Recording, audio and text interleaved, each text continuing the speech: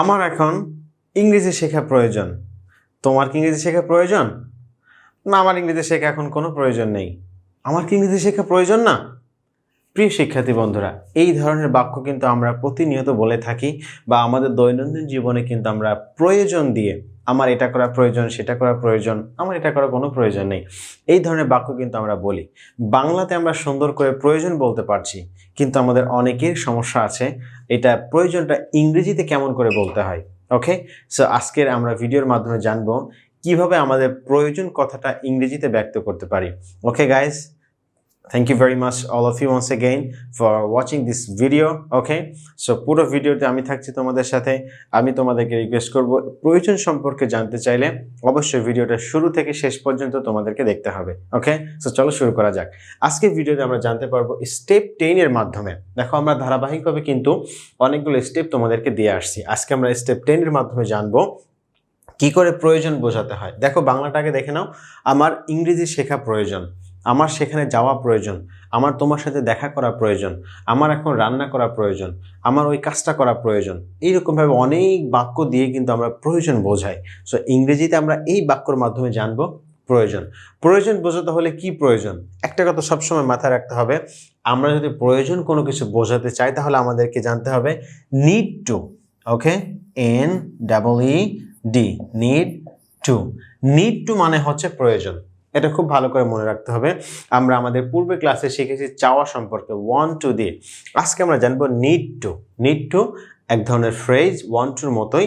So want to দিয়ে চাওয়া বোঝায় আর নিড টু দিয়ে প্রয়োজন বোঝায়। কেমন? সো দেখো, আমরা দেখতে পাচ্ছি I need to learn English. আমার ইংরেজি শেখা প্রয়োজন। I need to go there. আমার সেখানে যাওয়া প্রয়োজন। I need to talk to you. আমার তোমার সাথে কথা বলা প্রয়োজন। I need to meet you. আমার তোমার সাথে সাক্ষাৎ করা প্রয়োজন। আছে না এরকম?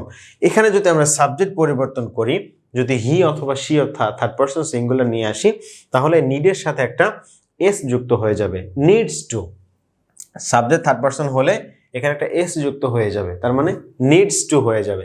হি নিডস টু লার্ন ইংলিশ। তার ইংরেজি শেখা প্রয়োজন। শি নিডস টু কুক নাও। তার এখন রান্না করা প্রয়োজন। আছে না এরকম? She needs to marry. তার এখন বিয়ে করা প্রয়োজন। এইরকমভাবে আমরা চাইলে অনেকগুলো বাক্য কিন্তু বলতে পারি। প্রিয় শিক্ষার্থী বন্ধুরা, আশা করি তোমরা অনেক এনজয় করছো ক্লাসগুলো। আশা করি তোমাদের কাছে খুবই ইজি হয়ে যাচ্ছে ক্লাসগুলো। সো এরকম প্রয়োজন বোঝানোর জন্য আমরা কি বলবো? Need to. কেমন? আচ্ছা, এরপর দেখো, আমরা প্রয়োজন না এমনটা বোঝানোর জন্য কি বলবো? ডোন্ট নিড টু, যেটা আমরা গত ক্লাসে শিখেছিলাম। থার্ড পারসন সিঙ্গুলার হলে does not, doesn't. Okay, so don't কোথা থেকে আসলো, ডাজেন্ট কোথা থেকে আসলো, এটা যদি তোমাদের কাছে ক্লিয়ার না হয়, যারা পূর্বের ক্লাসটা দেখেছো, আমাদের স্টেপ 9টা দেখেছো, তাদের কাছে পুরোটা ক্লিয়ার হয়ে যাবে ডোন্ট কেন আসলো এখানে, অথবা ডাজেন্ট কেন আসলো। ওকে, সো দেখো, আমরা দেখতে পাচ্ছি এখানে ডোন্ট নিড টু। এটা যদি আমরা নেগেটিভ করতে চাই তাহলে I don't need to learn English. আমার ইংরেজি শেখা প্রয়োজন না।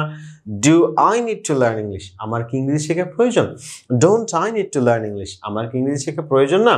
ওকে, এখানে আমরা সাবজেক্ট পরিবর্তন করব। You need to learn English, you don't need to learn English, do you need to learn English, don't you need to learn English. এইরকম ভাবে আমরা সাবজেক্ট চেঞ্জ করি। এখানে আমরা ভার্বটাকেও পরিবর্তন করব। কেমন? লার্ন ইংলিশ দেওয়া আছে, আপনি চাইলে এখানে বলতে পারেন কি, I need to help you. আমার তোমাকে সাহায্য করার প্রয়োজন। অথবা you need to help me. তোমার আমাকে সাহায্য করার প্রয়োজন। You don't need to help me. তোমার আমাকে সাহায্য করার কোনো প্রয়োজন নেই। Do you need to help me. তোমার কি আমাকে সাহায্য করার প্রয়োজন? Do I need to help you. আমার কি তোমাকে সাহায্য করার প্রয়োজন? দেখেন, এইরকম এই বাক্যগুলোই কিন্তু আমরা আমাদের দৈনন্দিন জীবনে বলছি। সো যেই কথাগুলো আমরা আমাদের দৈনন্দিন জীবনে বলছি, বা ঘুম থেকে উঠে ঘুমোতে যাওয়ার আগ পর্যন্ত যেই কথাগুলো আমরা আমাদের ডেইলি লাইফে বলছি, সেই কথাগুলোই যদি আমরা ইংরেজিতে বলতে পারি, আমাদের আর কি প্রয়োজন? Right? So that's enough for us if you can speak English whatever you are trying to say in Bengali language in your daily life. আপনার দৈনন্দিন জীবনে বাংলা ভাষায় যে কথাগুলো আপনি বলতে পারছেন, সেইগুলো যদি আপনি ইংরেজিতে বলতে পারেন, that's enough, that's really perfect for you, I hope. Okay, so এই নিড টুর ব্যবহারটা কিন্তু আমরা আশা করি বুঝতে পেরেছি। এবং সেম আগের মতোই আমরা সাবজেক্ট পরিবর্তন করে, ভার্ব পরিবর্তন করে আমরা এগুলো দ্রুত বলার চেষ্টা করব। Affirmative, negative, interrogative and interrogative negative, 4টা বাক্য আমরা দ্রুত বলবো। I need to learn English, I don't need to learn English, do I need to learn English, don't I need to learn English. Subject পরিবর্তন করেন। You need to learn English, you don't need to learn English, do you need to learn English, don't you need to learn English. Okay, he needs to learn English, he doesn't need to learn English. Does he need to learn English? Doesn't he need to learn English? She needs to cook rice. She doesn't need to cook rice. Does she need to cook rice? Doesn't she need to cook rice? এইরকম ভাবে এই স্পিডে দ্রুত যখন আপনি বারবার দ্রুত practice করবেন, দ্রুত বলবেন, আপনার মুখের জড়তা কেটে যাবে, আবার আপনার ভয়টা চলে যাবে এবং আপনার মধ্যে একটা কনফিডেন্স আসবে। I can speak English very well. Inshallah, I will be able to speak English anymore. Okay? So don't worry about it, guys. Just এই ক্লাসগুলো দেখতে থাকুন। শুধু দেখা না, দেখার পরে এগুলো খাতা কলম নিয়ে নোট করে অবশ্যই এগুলোকে প্র্যাকটিস করবেন এবং দৈনন্দিন জীবনে পাবলিকলি স্পিকিং করা ট্রাই করতে হবে। Okay, if you want to speak English you have to try to speak English publicly মানুষের সাথে এগুলো অ্যাপ্লাই করার চেষ্টা করতে হবে।